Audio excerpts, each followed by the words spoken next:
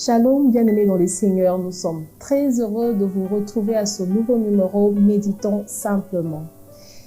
Je suis Gloria Osoro-Mamba, présentatrice. Je ne suis pas seule comme vous le savez toujours.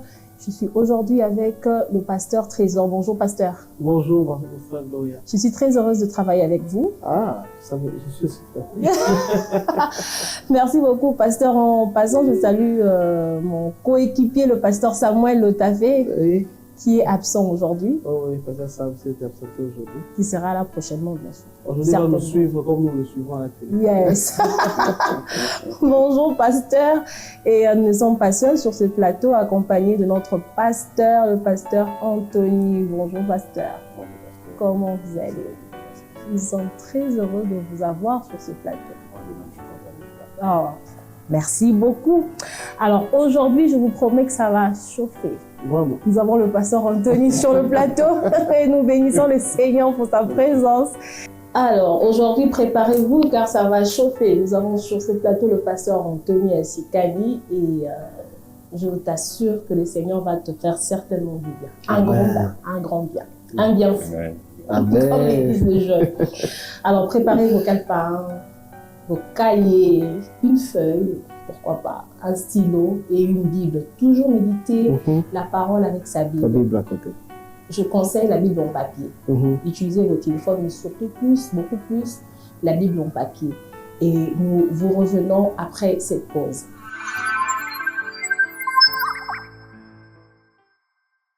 De retour sur ces plateaux, nous allons nous lancer dans la lecture de la Bible. Pasteur Trésor. Alors aujourd'hui, nous aurons une longue lecture. Ok. Nous allons lire des Chroniques, chapitre 18, donc les chapitres en entier. C'est du 1er au 34e chapitre. Okay. Il s'agit du roi Josaphat. Josaphat eut en abondance de richesses et de gloire, et il se lia par mariage avec Akab. Au bout de quelques années, il descendit auprès de Akab à Samarie, et Akab tua pour lui et pour le peuple qui était avec lui un grand nombre de brebis et de bœufs. Et il sollicita de monter à Ramoth en Galade. Akab, roi d'Israël, dit à Josaphat, roi de Juda, « Veux-tu venir avec moi à Ramoth en Galade ?» Josaphat lui répondit, « Moi, comme toi, et mon peuple comme ton peuple, nous irons l'attaquer avec toi. » Puis Josaphat dit au roi d'Israël, « Consulte maintenant, je t'ai pris, la parole de l'Éternel. » Le roi d'Israël assembla les prophètes au nombre de 400 et leur dit, « Irons-nous attaquer Ramoth en Galade, ou dois-je y renoncer ?» Et ils répondirent, « Monte, et Dieu la livrera entre les mains du roi. » Mais Josaphat dit, « N'y a-t-il plus ici aucun prophète de l'Éternel par qui nous puissions le consulter ?»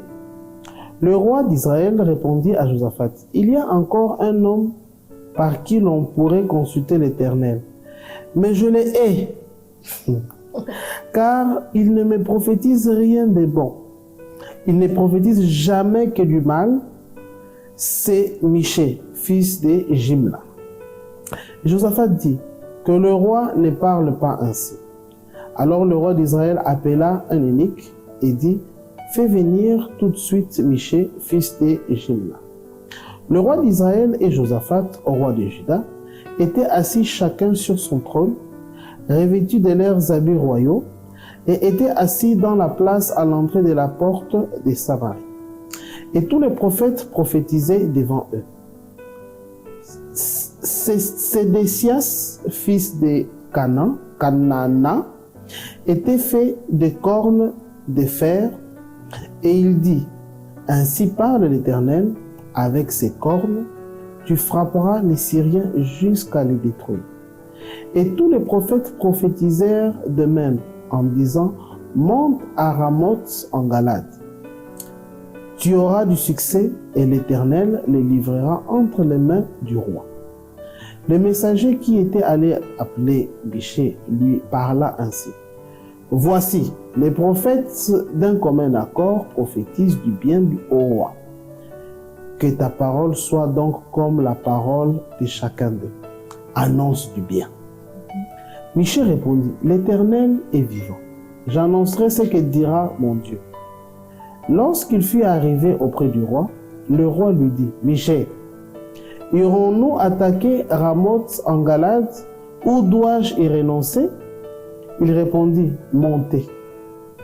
Vous aurez du succès et ils seront livrés entre vos mains. Et le roi lui dit, combien de fois me faudra-t-il te faire jurer de ne me dire que la vérité au nom de l'Éternel?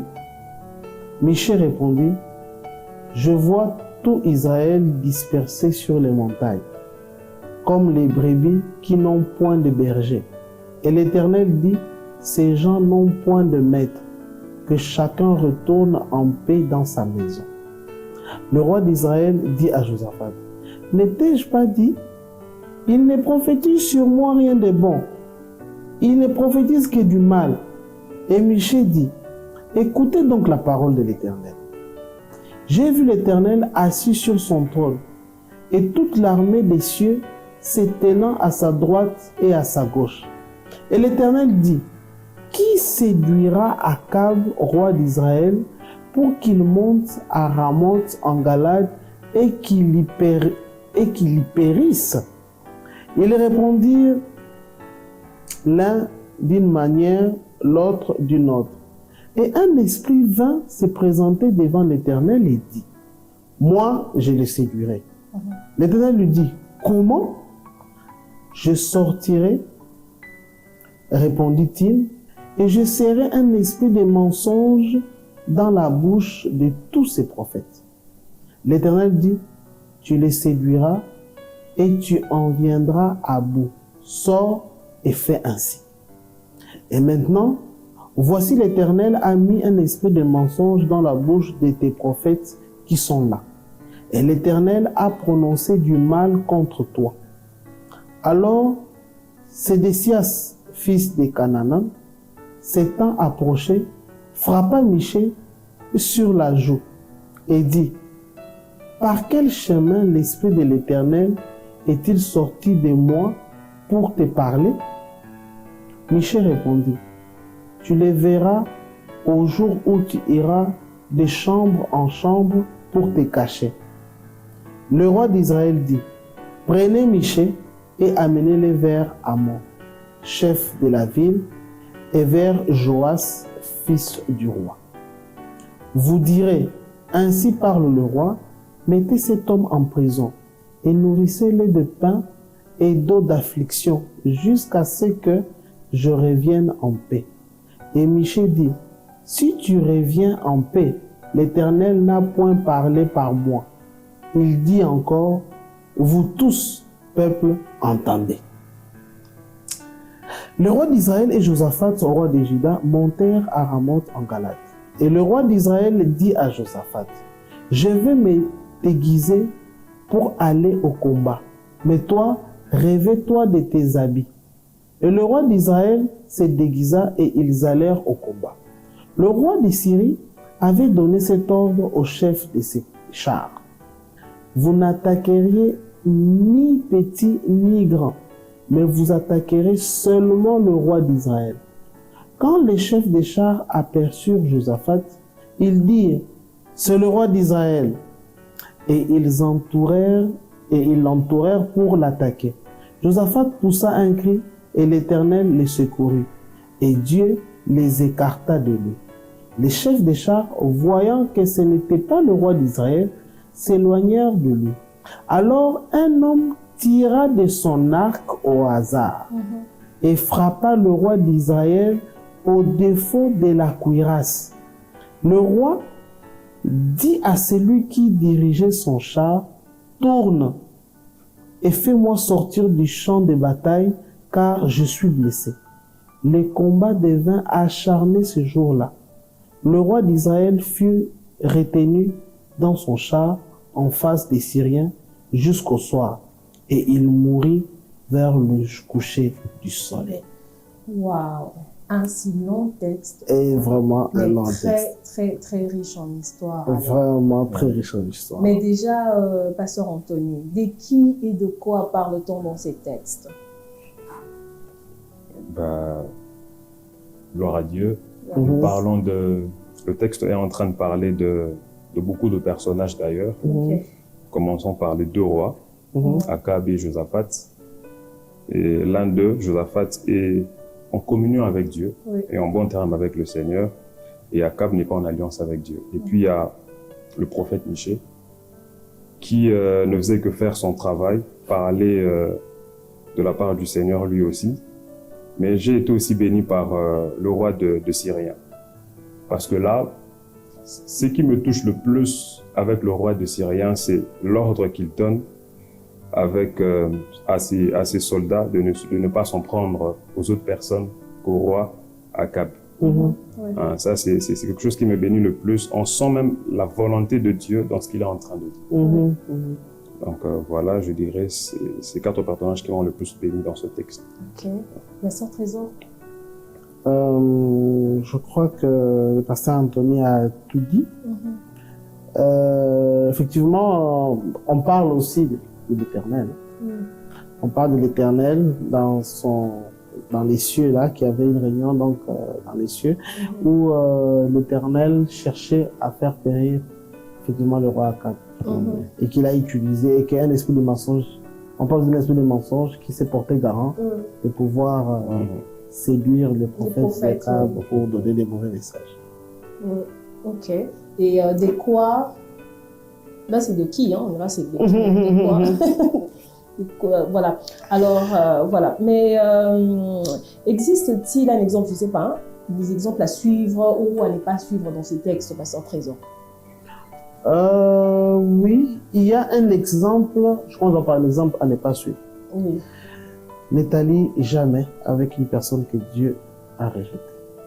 Ok. Je pense que Josaphat, bon, d'abord ça part d'abord de l'histoire, parce que pour ceux qui ne connaissent peut-être pas bien l'histoire, on parle d'Israël, on parle de Juda. Donc si vous ne connaissez pas très bien l'histoire, c'est que après Salomon, il y a eu un roi qui a tellement imposé il avait tellement augmenté les impôts que le peuple s'est rébellé contre lui. Comme il était des royaumes, donc, de la descendance du peuple de Juda, le royaume est resté, seul son peuple est resté fidèle à lui et tous les autres se sont rébellés. C'est ce qui a fait cette scission-là, donc, le royaume d'Israël. On appelle Israël parce que ça réunissait beaucoup plus de tribus. Et Juda est resté de l'autre côté. Et l'histoire, c'est que la promesse était auprès de Juda. Dieu reconnaissait le royaume de Juda. Mais de l'autre côté, malheureusement, c'est le seul royaume où il n'y a jamais eu un roi qui a été en bon terme avec Dieu, malheureusement. Et ça faisait que les deux peuples ne s'entendaient pas parce que les royaumes de Juda étaient un peu plus proches de Dieu. Mais les autres là, c'était vraiment des rebelles qui étaient vraiment complètement éloignés de Dieu. Voilà pourquoi même quand vous lisez, par exemple, dans Jean chapitre 4, on vous raconte de Jésus qui est allé voir une femme samaritaine. On dit les Samaritains ne s'entendaient pas. C'était justement à cause de ça, parce que c'était un peuple qui s'était posé le problème. Mais maintenant, quelqu'un que tu reconnais, qui n'est pas en bon terme avec Dieu, tu vas d'abord épouser d'abord dans sa famille. Ça, c'est d'abord la première chose. Et quand vous avez des liens, des mariages entre vous, les familles maintenant se rapprochent, tu t'allies avec lui pour entrer dans un combat qui ne te concerne même pas. Qui a failli même te coûter la vie. Ça sont des exemples à ne pas suivre. Ne pas épouser n'importe qui, quelqu'un qui n'est pas en alliance avec Dieu, ça peut te créer des problèmes. Et aussi, il ne faut pas aller combattre avec une personne qui n'est pas en bon terme avec Dieu. Peut-être que ces combats-là, c'est contre Dieu que vous vous battez. C'est ça le cas. Ils se sont battus contre Dieu. Waouh. Ok, donc c'était un exemple à ne pas suivre, c'est ça? C'était un exemple à ne pas suivre. Pasteur Anthony, un exemple à suivre, à ne pas suivre dans ce texte? Je voudrais revenir un tout petit peu sur ce que le docteur vient de dire. C'est que il est vrai qu'il ne faudrait pas s'allier aux personnes qui ne sont pas en bonne relation avec le Seigneur. Mais je pense qu'à un moment, on doit faire la part de choses, c'est-à-dire on peut s'allier sur un domaine, pas forcément sur un autre. Un exemple. Ils se sont alliés par le mariage. Était-il obligé d'aller combattre avec lui? Apparemment, pas du tout. Je pense que c'est vrai. À la base, il ne faudrait pas s'allier aux personnes qui ne sont pas en bon terme avec le Seigneur, mais aussi pour savoir limiter les alliances. C'est-à-dire qu'on peut faire ça, mais ça, on ne peut pas. Oui. Ok. Parce que dans ce domaine, si tu as un problème avec le Seigneur, bah, je ne peux pas m'allier avec toi. C'est vraiment ça, savoir limiter. Ça, ce n'était pas un exemple à ne pas suivre. Alors, un exemple à suivre, moi, j'ai beaucoup été frappé par le réflexe que le prophète Michée a eu, et pardon, Josaphat toujours, c'est que lorsque Akab fait la proposition, il se passe que lui, il va demander d'écouter Dieu. Ça, c'est quand même fort. Ça, c'est un très bon réflexe que tout chrétien, que tout enfant de Dieu devrait avoir. Akab n'y était même pas. Il s'en foutait réellement. Oui. Mais lui, il sent que là, c'est vrai qu'on a quand même une alliance, mais il faudrait quand même que je consulte le Seigneur. Parce qu'en fait, j'aime une histoire dans la Bible, dans Genèse 47, je pense. Il s'agit de Pharaon. Il voit les vaches maigres, lait et tout le reste. Le matin, boum, le premier réflexe, c'est faire appel au magicien, au sage et tout. Bon, après, je peux comprendre Pharaon. C'est tout ce qu'il connaissait. C'est tout ce qu'il connaissait. Mais ce qui est bizarre, c'est de voir le même comportement, la même chose chez les enfants de Dieu aujourd'hui. Quand il y a un problème, ou quand il faut faire quelque chose, bah, c'est pas Dieu le premier réflexe. C'est tout sauf Dieu. Voilà, Malheureusement. Et moi, je pense qu'un exemple à suivre, c'est ce que Josaphat a fait. C'est vrai que il a un tout petit peu mal fait au début, le fait d'accepter.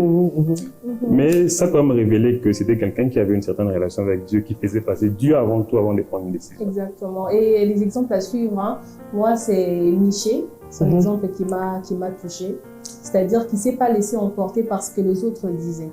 Parce qu'en venant, on lui dira, écoute, dis des choses positives parce que tous les autres ont parlé de telle façon. Bien qu'il s'est laissé un peu emporter un moment. Oui, au début, oui. Mais il est revenu quand même. Il est revenu, c'est-à-dire que la vérité c'était plus fort que lui, voilà, c'était lui.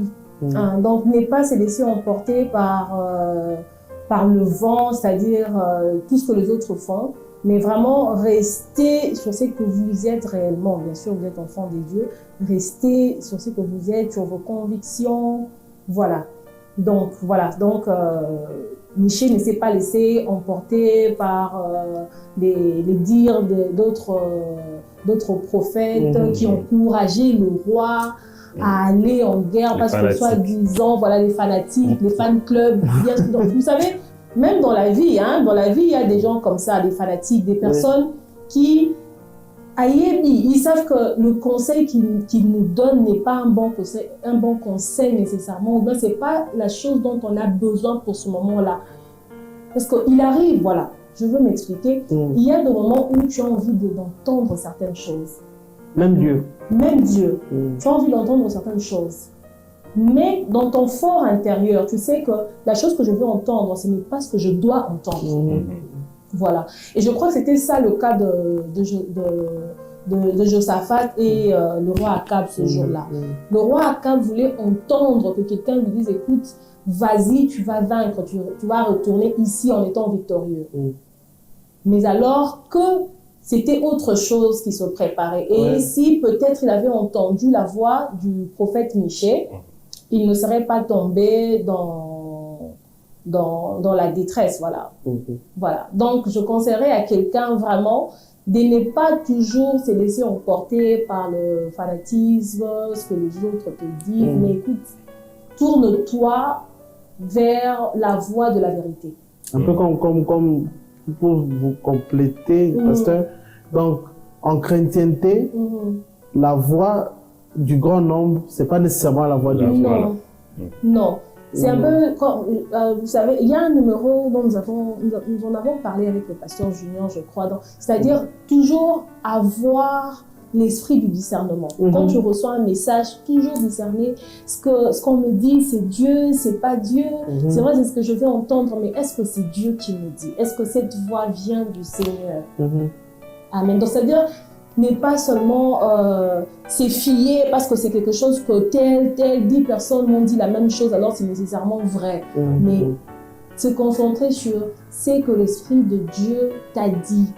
Ah, voilà. Donc, même si tu reçois le message qui est bon ou mauvais, parce que ne nous focalisons pas seulement sur les bonnes choses. Et que ça appelle une mauvaise chose. Tout à fait. Voilà pourquoi je me demande encore et encore de demander l'esprit du discernement, que l'esprit de Dieu soit là pour te donner la possibilité de discerner ce que tu entends, cela vient de Dieu ou bien c'est la voix du diable. Tout à fait. Voilà. Mais oui, je crois que c'est un peu riche. En fait, pendant que vous parliez, pasteur Gloria, en fait, vous savez, c'est vrai, techniquement parlant, ça c'est quand même 400 voix. Oui, VS, 400 voix, voilà. Une seule voix, ça peut troubler certaines personnes. Mais après, je pense que même dans ce brouhaha, dans ce bruit de plusieurs voix, la voix de Dieu peut être très claire et savoir la discerner, la voir. Je pense que c'est... Parce que quand on dit 400, les gens peuvent dire, voilà, c'est compliqué, ça rend les choses difficiles. Quand un cœur sincère s'exprime dans la présence de Dieu, vraiment cherchant la volonté de Dieu, je pense que quand Dieu y parle, les 400 voix se taisent, je pense. Et puis, il y a quand même quelque chose qu'il faut remarquer. Les 400 avaient déjà parlé. Pourquoi ils voulaient encore une autre voix? C'est qu'ils étaient quand même conscients. Quelque chose là disait quand même que ce que ces prophètes disaient, c'était pas la vérité. Et pendant que vous parlez, une autre idée m'est venue, un autre exemple à ne pas suivre, c'est quand même Josaphat. C'est toi-même qui as porté l'idée de savoir la volonté de Dieu. Toi-même qui insistes qu'on puisse trouver encore une autre personne. Cette personne-là donne une pensée claire de Dieu. Et il t'explique même ce qui s'est passé. Le Seigneur a envoyé l'esprit de mensonge, ça. Mais malgré ça, tu parles quand même. Quand même. C'est que tu cherchais la voix de Dieu juste par formalité. Voilà. Ouais, hein? Quand même. Franchement. C'est quand même drôle. Il voulait faire plaisir à Akab ou quoi? C'est ça aussi la question que je me pose. Est-ce que c'était parce que c'était les papas de son... C'est pas lui, il avait posé Ils étaient en alliance, tu sais qu'il y avait une alliance dans le mariage. Papa, voilà. Le mariage ici, ça vous entraîner dans les... Vraiment. Donc, parce que tu veux faire plaisir à la belle famille, tu vas, malgré toi, malgré que Dieu n'est pas d'accord dans ce que vous faites, tu vas quand même. Oui. Waouh. Bien aimé dans le Seigneur, ne pas se laisser emporter. Toujours se rassurer de la voix du Seigneur. Est-ce que c'est ce que je veux faire? Dieu est avec moi. Je veux commencer un salon de coiffure. Est-ce la volonté de Dieu? Je veux me lancer dans telle ou telle autre chose, dans telle relation. Est-ce la voix de Dieu? Je veux épouser un pasteur. Est-ce la voix de Dieu? Même si c'est un pasteur, ça peut paraître, entre guillemets, forcément quelqu'un de bien. Mais est-ce pour toi? Oui, c'est ça. Il faut poser la question aux femmes des pasteurs. Ça, c'est un autre sujet. Ça, c'est un sujet à développer un autre jour. Mais qu'est-ce que ce texte nous apprend, pasteur Anthony, sur Dieu, sur le Saint-Esprit, sur Jésus? Bon, sur Jésus, déjà, je dirais, à un moment donné, c'est vrai, je ne vais pas parler comment Michel a commencé par couler dans le sens des autres, je parlerai plutôt de la constance qu'il a eue juste après. À cause de la vérité, il a été emprisonné. Il a été persécuté parce qu'il a apporté la vérité, parce qu'il a dit ce que Dieu voulait. Et je pense que c'est l'image de Jésus dans le sens où, à cause de la vérité, de la parole, de la vérité de la Bible, qu'il a été persécuté, et qu'il a vécu tout ce qu'il a vécu. Et ça, je pense que c'est vraiment un bel enseignement que l'on voit plus tard dans Jésus que ce qu'a vécu Michel en son temps. À cause de la vérité, il a été emprisonné, persécuté. C'est exactement ce que Jésus a vécu. Il faut parler du Saint-Esprit, je dirais plutôt... vous voyez déjà, il parlait de l'esprit du mensonge, en contraste avec l'esprit de Dieu qui nous parlait. Et je pense que c'est ça. Complétez-moi avec Dieu, s'il vous plaît. Donc, dans la pensée qui donne, ça signifie qu'il y avait des esprits. Il y avait l'esprit des mensonges qui est allé sur les 400 et cet esprit qui est allé chez Michel. Et Michel a pu quand même être en mesure même de voir clairement l'origine même de l'esprit qui prophétisait auprès des autres 400. Qui était quand même un nombre important quand même. C'était un nombre important. Mais ça ne l'a pas emporté pour dire que, parce que si on les appelait prophètes, on reconnaissait quand même en eux que c'était quand même des prophètes. Et ils n'ont pas menti, hein. Ils ont dit ce qu'ils ont reçu. Mais malheureusement, ce qu'ils ont reçu là, ça venait pas des dieux. Mais est-ce que ça nous apprend quelque chose sur Dieu? Oui, parce que je dirais, pour compléter un peu le docteur, je dirais, c'est que lorsque Dieu veut atteindre ses buts, il est temps. il peut passer par n'importe quoi. Ok. Parce que déjà, s'il faut refaire un peu le décor, je dirais déjà, Akab avait un problème avec Dieu. Dieu voulait déjà l'effacer. Donc, il peut utiliser Satan pour atteindre ses buts. Même Satan, c'est un outil entre les mains de Dieu. Il a utilisé même les Syriens. Vous imaginez, les Syriens sont des païens. Des païens. Oui. Il a utilisé les Syriens parce qu'il voulait se débarrasser d'Akab. Et figurez-vous comment les Syriens ont travaillé. Ils ont exécuté parfaitement le plan de Dieu. C'était un instrument entre les mains de Dieu. Et Dieu s'est servi simplement de... Waouh! Gloire à Dieu. Mais quelle vérité pouvons-nous... Non. Quelle vérité vous a le plus touché dans ce texte, Pasteur Trésor? La vérité qui m'a le plus touché. Oui. La vérité qui m'a le plus touché, c'est la manière dont la condamnation d'Akab, peu importe tout ce qu'il a fait, se retournait contre lui. Ok. Akab a utilisé tous les moyens pour vraiment déjouer les plans de Dieu. Mais on sait voir la ténacité d'abord des Syriens qui disent on cherche personne d'autre qu'Akab. Il tombe même chez quelqu'un qui a le tenir royal. Il dit non, c'est pas la personne. Ils étaient déterminés à l'avoir. Oui, ils étaient déterminés à l'avoir. Et je me pose même la question de savoir. Au finish, quelqu'un prend la flèche et lance. C'était quoi son objectif? C'était quoi l'idée qui lui traversait l'esprit? Comment pouvait-il même penser que la flèche-là qu'il lançait pouvait porter du fruit?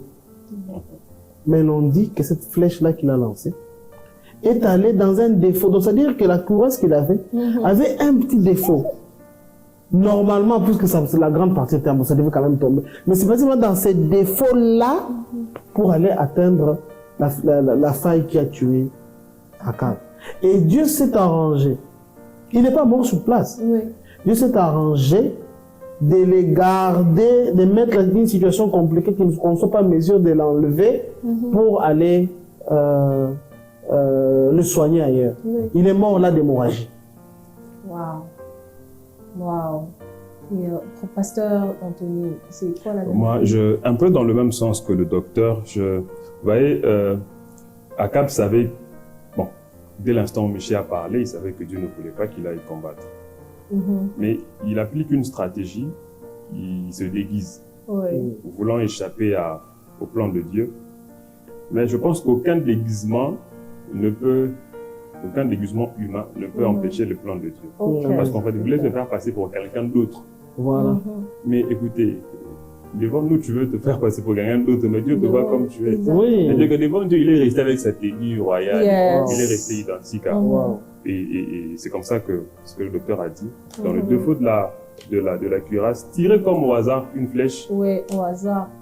Et ça l'a quand même touché. Moi, ça m'a beaucoup béni parce que c'est un bel enseignement qu'on doit prendre dans ce texte-là. Parce que je dirais aux enfants de Dieu, quand tu as un problème avec Dieu, spirituellement parlant, il n'y a aucune stratégie physique ou humaine que tu peux appliquer qui peut réparer la chose, qui peut Il faudrait plutôt aller auprès du Seigneur. Réponds-toi simplement, demande pardon, le pardon est tellement disponible et renoue les liens avec le Seigneur. C'est la seule stratégie. Tu veux quoi? Non, vraiment, moi j'ai beaucoup été béni par ça, par cette vérité. Voilà. Mais pasteur, il y a aussi des personnes qui disent je m'aurais bien aller chez Dieu demander pardon, mais j'ai tellement fait du mal, est-ce qu'il va me pardonner? Qu'est-ce que tu en penses? Ça, c'est une tromperie du diable en fait. C'est ce que le diable dit, tu as trop péché, Dieu ne peut pas pardonner ça. En fait, il n'y a aucun péché qui soit impardonnable devant le Seigneur. À part le blasphème contre le Saint-Esprit, qui est le fait de ne pas croire justement au Seigneur Jésus. Je pense que tout péché est pardonnable. Et déjà, ceux qui nous suivent à la télé ou sur YouTube, écoutez, vous avez péché, est-ce que Dieu est pour? Non. Est-ce pour autant qu'il veut vous garder dans cet état-là que jamais que vous ne reveniez dans sa présence? Faux. Répentez-vous, le pardon est disponible. Et je pense que tout peut encore repartir de zéro et expérimenter des bonnes choses avec le Seigneur. Tout peut encore repartir de zéro. Répentez-vous, le pardon de Dieu est disponible. L'amour de Dieu est disponible. Ne faites pas comme Akab qui a voulu se déguiser pour fuir la volonté de Dieu. La volonté de Dieu est juste. Tu as besoin de marcher selon la voie du Seigneur. Alléluia. Donc, ce n'est pas seulement question de faire alliance. Il y a des gens aussi qui se sentent bien de faire des alliances avec une certaine catégorie de personnes C'est-à-dire, il s'est dit que je suis, je ne sais pas, beau-frère ou bien femme, épouse d'un homme de Dieu, cela me sanctifie aussi. Non. Toi, tu as besoin de ta relation personnelle avec Dieu.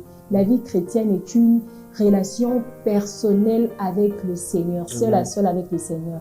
Donc, il ne suffisait pas seulement d'Akab d'avoir comme allié Josaphat, mais il avait aussi besoin, lui, d'appartenir à Dieu pour recevoir la victoire. Parce que, en passant, c'est comme si Akab pensait que... Certains, il avait pris profit, genre, lui, c'est, voilà. Parce que vous allez, parce que nous voyons que lorsqu'il a fait appel à Josaphat, il est quand même rentré devant la face du Seigneur. C'est que Akab n'avait pas fait. Et même lorsqu'il a fallu écouter la voix de Dieu par Michée, déjà il était contre, en disant que lui dit toujours des mauvaises choses. Donc ne soyez pas incrédules à la voix du Seigneur, bien-aimés dans le Seigneur. C'est ce que nous vous demandons. Le pasteur Anthony nous a dit qu'il n'y a aucune chose, aucune faute que Dieu ne peut pardonner. Le pardon de Dieu est disponible. Bien sûr, à part le blasphème contre la personne du Saint-Esprit. Voilà. Donc, je ne sais pas, tu as, toi-même rajoute, tu as, c'est que toi-même tu connais, garde ça pour toi, mais agenouille-toi là où tu es. Demande pardon au Seigneur. Son amour est plus grand que ton problème, que la faute que tu as commise. Mais, pasteur Anthony, quelle vérité pouvons-nous faire un sujet de prière par rapport à ce texte de la Bible? Déjà, le texte, il est très long, il y a beaucoup de vérités. Mais si je dois recommander une vérité sur laquelle on peut faire des sujets de prière, je dirais, toujours demander à être en alliance avec le Seigneur. Très important, parce qu'en fait, c'est ce qui va tout définir dans le futur. Quand vous êtes en désaccord avec Dieu, il va se passer beaucoup de choses dans votre vie que vous n'allez pas comprendre. Vous serez surpris de certains événements parce que justement, vous n'êtes pas en communion avec le Seigneur. Et je pense que, et aussi le discernement, c'est très très important. Dans un monde où il y a beaucoup de bruit, il y a le téléphone, les enfants, le mariage, le travail, on peut être entouré de beaucoup de bruit en même temps. Alors par moments, la voix de Dieu, on sait plus trop l'écouter justement à cause de tout ce qui nous entoure. Mais je pense qu'avec un cœur sincère, comme je disais tout à l'heure, devant la présence de Dieu, priant vraiment pour de vrai, voulant avoir une direction du Saint-Esprit, je pense que le Seigneur va te la donner. Donc je dirais, c'est peut-être ces deux requêtes que je conseillerais aux gens, d'en faire des sujets de prière, et c'est très important pour la marche avec Dieu. Pasteur, vous avez quelque chose à rajouter? Moi je dirais à un frère ou une sœur qui me suit, peut-être que tu es un Akab aussi, c'est-à-dire que tu as... Oui, Akab en est arrivé là parce que sûrement il a posé un acte qui a poussé Dieu à décider de mettre fin à sa vie. Et peut-être que vous direz, mais si Akab, si vous dites que Dieu veut pardonner, donc pourquoi est-ce que, si Dieu avait pris la décision de tuer Akab, même s'il demandait pardon, est-ce que ça allait marcher? Je peux te dire oui. Je peux te dire oui. Parce que dans le livre de Romains, chapitre 5, verset 20, il est écrit, bon, c'est pas un titre, mais il y a une péricope qui dit, là où le péché abonde, la grâce de Dieu surabonde. Dieu, il n'y a aucun péché qui vale la vie humaine pour Dieu. Il n'y a aucun mal que tu puisses faire qui dans la balance devant Dieu a plus de valeur que la vie humaine. Donc, peu importe le mal que tu as fait, entre tuer et sauver, Dieu a toujours porté les choix sur le salut. Il faut seulement que tu puisses accepter ce salut en te repentant sincèrement. Si tu te repens sincèrement, Dieu te pardonne. On voit ça même parmi les disciples. Il y a Pierre qui a commis une bêtise. Il y a Judas qui a commis aussi une bêtise. C'est vrai. Mais l'un s'est excusé, il a demandé pardon. Dieu l'a pardonné. L'autre s'est pendu. Eh bien, son sort aussi a été scellé en mal. Donc, peu importe le mal que tu as fait, sache-le d'abord une chose, il n'y a rien de nouveau sous le soleil. Il n'y a pas un mal que tu feras qui va impressionner Dieu. Il y a des gens qui en ont fait même pire que toi, mais que Dieu a pardonné. Donc, si toi, tu considères que le mal a fait, et que le mal que tu as fait est grand, Sache-le, celui qui te fait croire que c'est si grand, c'est le diable. Et se prend seulement le courage entre tes deux mains. Va sincèrement, agenouille-toi devant l'Éternel, devant le pardon. Dieu te pardonnera et tout ça fera partie de ton passé. Amen. Et pasteur, est-ce qu'on peut prier pour quelqu'un par rapport à ce sujet? Pasteur Anthony, on peut prier pour quelqu'un? Éternel Dieu, nous te prions pour nos bien-aimés qui nous suivent en ce moment. Père, ce péché que Satan leur rappelle en tout temps. Tu as fait ceci, tu as tué, tu as avorté. Père, je te prie de remplir ces cœurs pleins de ton amour, afin qu'ils comprennent que là où le péché a abondé, la grâce a surabondé. Père, je te prie, Yahweh, de fortifier ce bien-aimé qui nous suit, de les aider à être forts, afin que ce péché ne soit pas un style de vie pour eux.